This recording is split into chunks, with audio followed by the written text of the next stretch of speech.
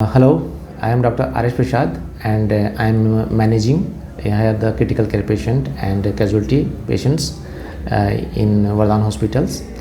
Today I am going to discuss about the brain stroke. First of all, we will discuss about the sign and symptom of the brain stroke. हमको इस तरह से याद रख सकते हैं fast, FAST fast. किसी भी पेशेंट को F से होता है फेशियल डेविएशन. किसी पेशेंट को सडन ऑनसेट अगर फेशियल डेविएशन हो रहा है, नमनेस टंग में फील हो रहा है, पेरी और वाइटल एरिया में नमनेस टाइप का फील हो रहा है, तो ये साइन हो सकता है कि ब्रेन स्ट्रोक का. फेस ए से होता है कि किसी भी पेशेंट का अगर आर्म, दोनों हैंड को अगर हाथ में उठाने के लिए बोलेंगे, अगर किसी पेशेंट को अगर ब्रेन स्ट्रोक आया तो वन साइड का हाथ या पैर उसको उठेगा नहीं, या तो कम्प्लीटली नहीं उठेगा या तो पार्शियल उठ सकता है. ठीक है, इस तरह भी पेशेंट का जो होता है वो एक साइन होता है पेशेंट का कि उसको ब्रेन स्ट्रोक हुआ हो. और फिर भी एस होता है, एस मतलब स्पीच. किसी भी पेशेंट को बोलेंगे, कोई सेंटेंस बोलने के लिए बोलेंगे तो वो पूरी तरह से सेंटेंस नहीं बोल पाएगा, स्लर्ड स्पीच होगा, उसको बोलने में डिफ़िकल्टी होगा. साथ में उसको स्माइल करने के लिए अगर हम बोलेंगे स्माइल करो, तो हमारा जो स्माइल करने का जो होता है साइमेट्री होता है, उसका एसाइमेट्री होगा, स्माइल करने का तरीका होगा. फिर टी से होता है टाइम. अगर इस तरह का किसी को सिम्टम मिलता है तो उसको इमीडिएट नियर बाय हॉस्पिटल में शिफ्ट करना है, टाइम को वेस्ट नहीं करना है, क्योंकि गोल्डन पीरियड जो होता है इस कंडीशंस में वो बहुत वाइटल होता है किसी भी पेशेंट का जान बचाने के लिए. फिर हम लोग आगे बात करते हैं कि ये जो ब्रेन स्ट्रोक होता है कितने तरह का होता है. तो मेनली 3 तरह का होता है. First one is the transit ischaemic stroke होता है. दूसरा होता है आपको इस्कीमिक स्ट्रोक होता है. तीसरा होता है हीमोरेजिक स्ट्रोक होता है. हम लोग एक एक करके समझते हैं. ट्रांजिट इस्कीमिक स्ट्रोक जो होता है, ट्रांजिट मतलब कुछ समय के लिए होता है. ये जनरली है 24 आवर में ये रिजॉल्व कर जाता है. जो सिम्टम वीकनेस हो गया, फेशियल डेविएशन हो गया, इस तरह के जो सिम्टम है पेशेंट को टेंजेंटली 24 घंटा, किसी को 2 घंटा, 4 घंटा, 6 घंटा में, किसी को 24 घंटा के अंदर में सारा रिजॉल्व हो जाता है. तो इस तरह का पेशेंट को समझ लेना चाहिए कि मिनी स्ट्रोक्स को बोलते हैं, और ये फ्यूचर में इस्कीमिक स्ट्रोक का कॉज हो सकता है.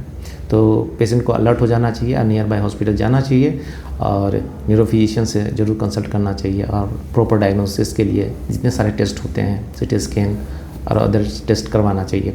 दूसरा होता है इस्कीमिक स्ट्रोक. इस्कीमिक स्ट्रोक क्या होता है कि समटाइम्स क्या होता है, ब्रेन के जो आर्टरी होते हैं, वेसल्स होते हैं, उसमें क्या होता है क्लोट. तो ये क्लोट हो सकता है, एम्बोलिक क्लोट हो सकता है कि बॉडी या किसी पे पार्ट से कोई ब्लड क्लोट आया और जाकर ब्रेन का आर्टरी में जाके स्टक कर गया. तो क्या होता है कि ब्रेन के कुछ पार्ट में ब्लड सर्कुलेशन सही से नहीं पहुंच पाता है. दूसरा होता है थ्रोम्बोटिक स्ट्रोक होता है, जिस केस में क्या होता है कि ब्रेन के अंदर में जो वेसल्स होते हैं वहाँ पर ब्लड क्लोट होते हैं, तो वो क्या होता है हैम्पर करते हैं ब्लड सर्कुलेशन को. उस पार्ट ब्रेन का उस पार्ट को सही से सर्कुलेशन सप्लाई नहीं मिल पाता है, ब्लड सर्कुलेशन. उसके कारण क्या होता है, इस्कीमिक चेंजेस आने लगते हैं. उसके कारण जो होता है कि जो सारा सिम्टम हमने बताया वो सारा डेवलप करते हैं पेशेंट को.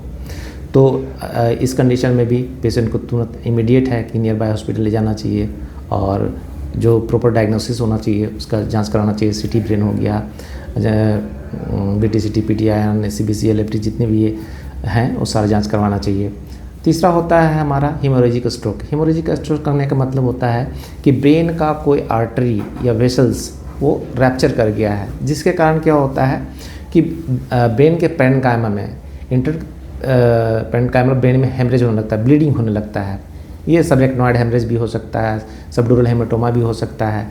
इस कंडीशंस में भी पेशेंट को इमीडिएट नियर बाय हॉस्पिटल में शिफ्ट करना चाहिए, और अकॉर्डिंगली मैनेजमेंट उसका होना चाहिए कि उसका जान बच सके, क्योंकि ये कंडीशंस लाइफ थ्रेटनिंग कंडीशन होता है. और बात करते हैं कि इलाज, इसका मैनेजमेंट क्या होना चाहिए. तो इस तरह का सिम्टम जिसको भी मिलता है, चाहे वो फेशियल डेविएशन हो रहा है, नमनेस फील हो रहा है, वीकनेस हो गया है, वन साइडेड में हाथ को उठा नहीं पा रहे हैं, स्लर्ड स्पीच हो गया, स्माइलिंग करने पर डेविएशन दिखाई पड़ रहा है, स्माइल सिमेट्री नहीं है, तो इस तरह के पेशेंट को इमीडिएट हॉस्पिटल ले जाएं. तो इस्कीमिक खास करके जिसको स्ट्रोक होते हैं, उस कंडीशंस में पेशेंट को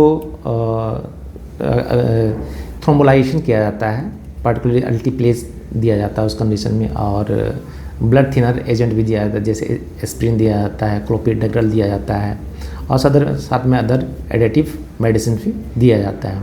उसी तरह से हीमोरेजिक स्ट्रोक होता है, किसी के ब्रेन के अंदर में ब्लीडिंग अगर हो गया है तो उस कंडीशन में हम लोग ब्लीडिंग रोकने के लिए मेडिसिन देते हैं, साथ में मैनिटोल भी चलाते हैं, साथ में हम लोग हाइपरटोनिक सलाइन सोल्यूशन 3% NS भी चलाते हैं।